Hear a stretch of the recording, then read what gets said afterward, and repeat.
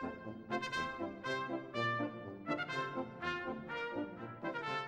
feel like I'm recording this video because I didn't cover everything I wanted to say, but I also don't think that that's going to be possible, that any video would contain all of my thoughts, because I have 2 decades of thoughts.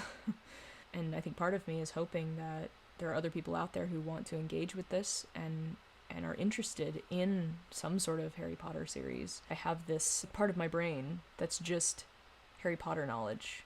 Like, even though I've kind of shut it off for the past couple years because it's just too painful to begin to try to engage with all of that, there'll be something that comes up, like a line from the books or the movies will come to me as like a response, just like a go-to response. And I'll either say it and instantly be like, oh, maybe I shouldn't bring up Harry Potter. Or I will think of it and I'll be like, oh, I shouldn't say that.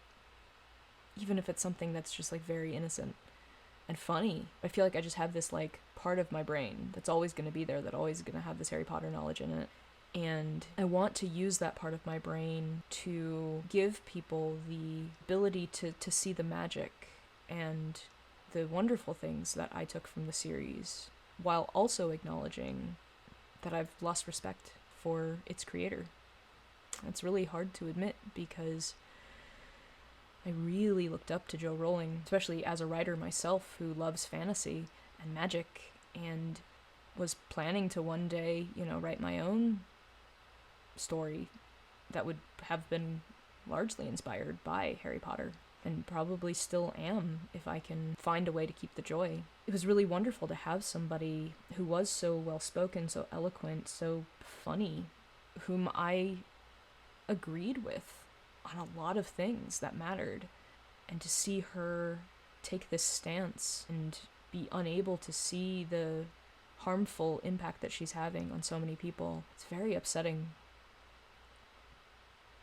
One of my other favorite quotes from the series, another Dumbledore quote, of course, it is our choices that show what we truly are, far more than our abilities.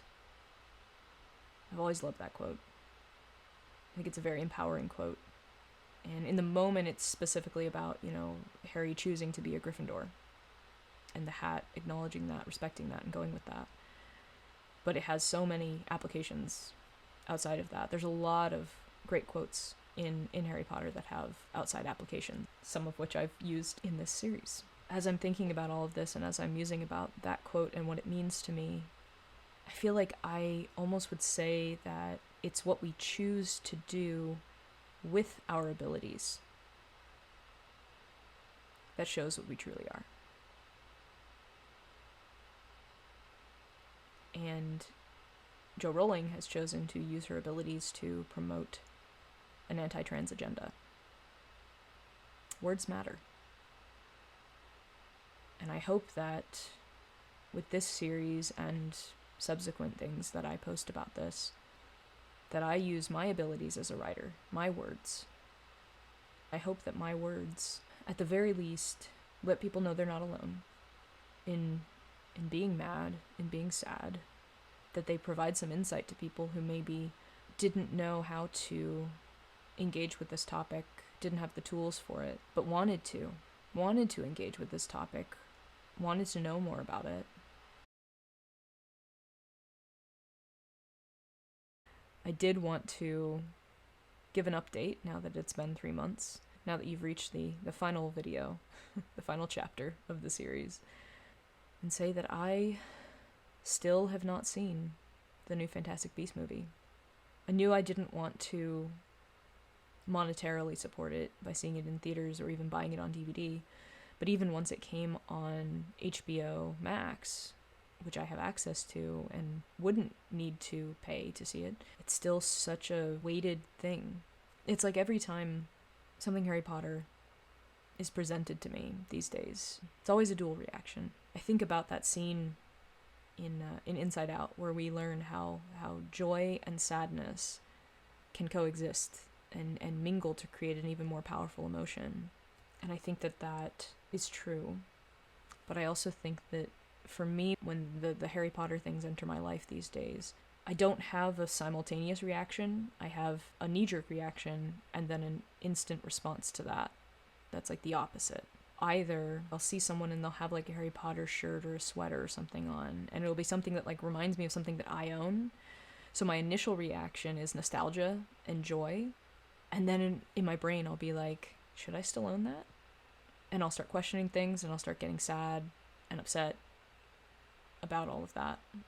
Or I'll see like something of my own merchandise that I've collected over the years, and my first thought is, should I toss this? Should I get rid of this? Should I give it away?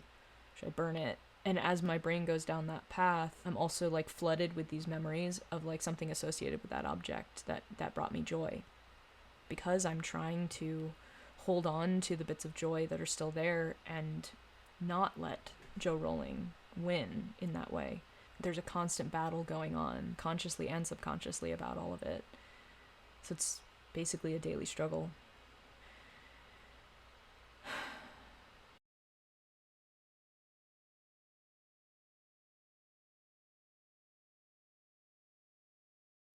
I feel like the Fantastic Beasts series, it was almost like not really doomed from the start, but it already has had so much attached to it, especially recently, so many controversies, whatever's going on with Ezra Miller, and then this whole Johnny Depp Amber Heard scandal, which I am not going to go into, other than to say that has definitely had a negative impact on the series as well. I just feel like it's kind of riddled with controversies outside of the story itself, so that when I try to defend particularly Crimes of Grindelwald, it's hard to hang on when there's so much scandal attached to this. It just goes to show how much the behind the scenes choices of the people creating these stories can negatively influence moviegoers to continue to engage with the series. It's a shame because I think that there's a lot of good things about that part of the series. I loved the choice to have James Newton Howard do the music.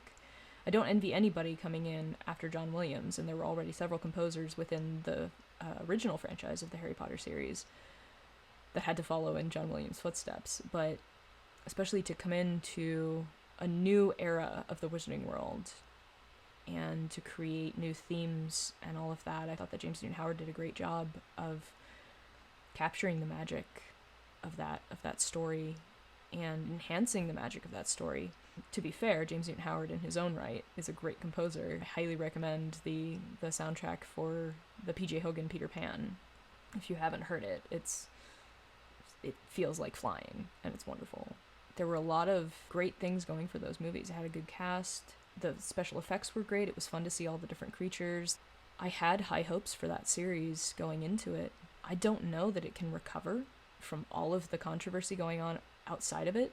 And I don't know that it's a coherent enough story that people will be willing to stick with it to the end. I haven't seen the new one, so I don't know if that ties up some bows that were left loose in the second one, but I know that the appetite for it has been dwindling over the years, and especially in the past couple years, which is a shame as a Harry Potter fan who is still intrigued to know what happened in the before Harry time. I was excited to see those 5 movies and see the Dumbledore Grindelwald storyline sort of expanded, but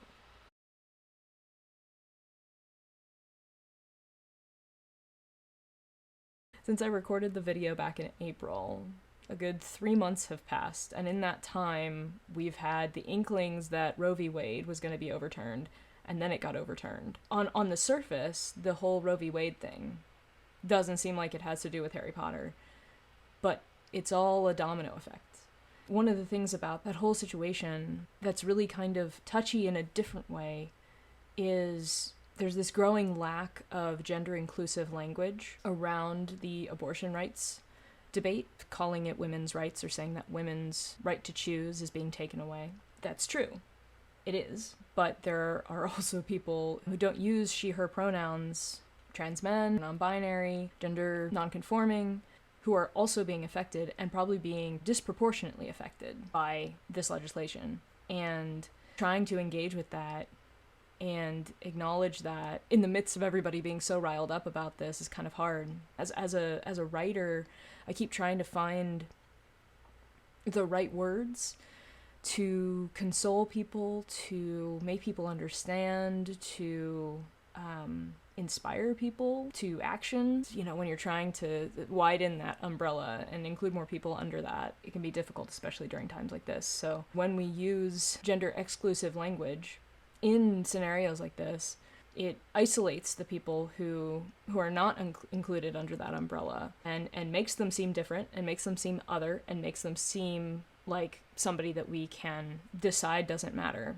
And it leads to people like Jo Rowling and other, TERFs saying that trans people shouldn't be included within any conversation about women. And so I do think that's important to acknowledge, because that happened within the span of me recording this and then posting it. So if there was one thing that I wanted everybody to take away from this series, I guess maybe not one thing. Let's say it's a few things, but the main takeaways would be respect trans people and their right to live as their authentic selves. Don't blindly trust people that you used to look up to. Do your research. And I think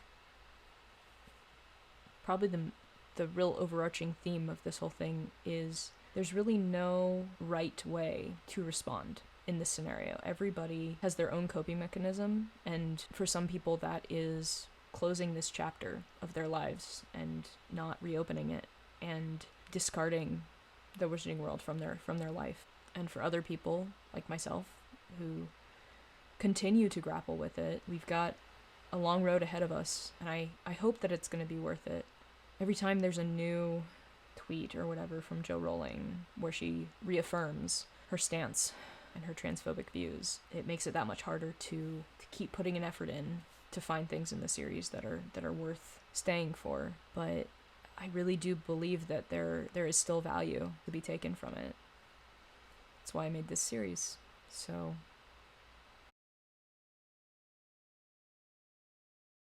I'm sure there's other Harry Potter related things that people might want to engage with, and like I said, I'm open to that. In general, I don't like to focus on the negative, and I think a lot of people out there really just want to yell about something, and often for justified reasons. That's just not my vibe. I'd much rather have like a constructive dialogue about it, which is why I post these really long videos of me sort of musing about things from all sides. So I'm gonna reserve the right to be selective in what I talk about Harry Potter. But I'm definitely open to suggestions or requests. I will offer up, for my thesis, for my MFA, I did a paper on Buffy the Vampire Slayer and Harry Potter, sort of comparing the themes in the two. And I did this back in like 2018. I had a lot of fun with it. I love both of those series, and I talk about them a little bit in this video as well, because the Joss Whedon stuff was going on around the same time the Jo Rowling stuff was going on. So as I was thinking about what I wanted to do with that thesis, a couple years passed and we're in 2020, and now these things are coming to light about Jo Rowling and about Joss Whedon, and I'm sort of like, oh, nobody's gonna want this content anymore. Gotta be very wary about how I choose to engage with this if I want to. So I'm still kind of figuring out a good spot for that. But if that sounds intriguing to anybody, let me know. I already got the materials there to have that conversation. And that conversation will of course come with a disclaimer similar to this one, that, even if I feel like gushing about these two series and all the great things that they've taught me, their creators are problematic at best, and toxic at worst. I am very open to feedback on my scheduling of when I release things, because I am still very much a novice on this platform and would love input from anybody who knows a little bit more about this kind of stuff, because obviously I want to be able to reach as many people as possible with these conversations, especially in a time when most people just kind of want to yell about things. Because there's a lot of stuff to yell about right now, especially this. So I hope that my my way of discussing these things is maybe a bit of a breath of fresh air for some people who would rather converse than yell. There are times when I want to yell, but I know that that's not how you achieve success, and it can feel really good and cathartic, and I do need to yell sometimes. Trust me. But overall, my way of approaching these kind of topics that I really, really care about, is to do so in this way. I hope that this is a slightly more digestible way of consuming this particular content. So, yeah.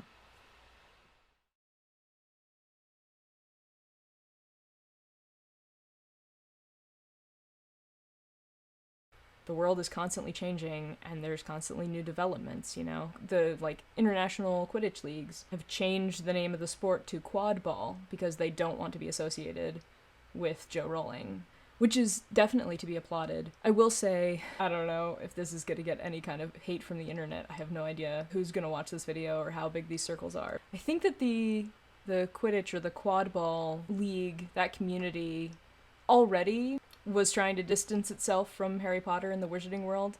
I remember reading some articles a few years back about how they were just they were trying to be taken seriously as a sport, and were sort of denying the origins of where their sport came from. It's guys, come on. It's okay that it's inspired by a nerdy book for kids. That book inspired a lot of different things, and this sport is one of them, and you got the sport because of that, so don't, bite the hand that feeds you. Except for now, that hand is transphobic, and I'm a little bit less sympathetic to that, but I feel like for a while they were trying to find a way to be able to cut themselves away from the Harry Potter stuff, so this was sort of a good opportunity for that. So those are my thoughts on quad ball.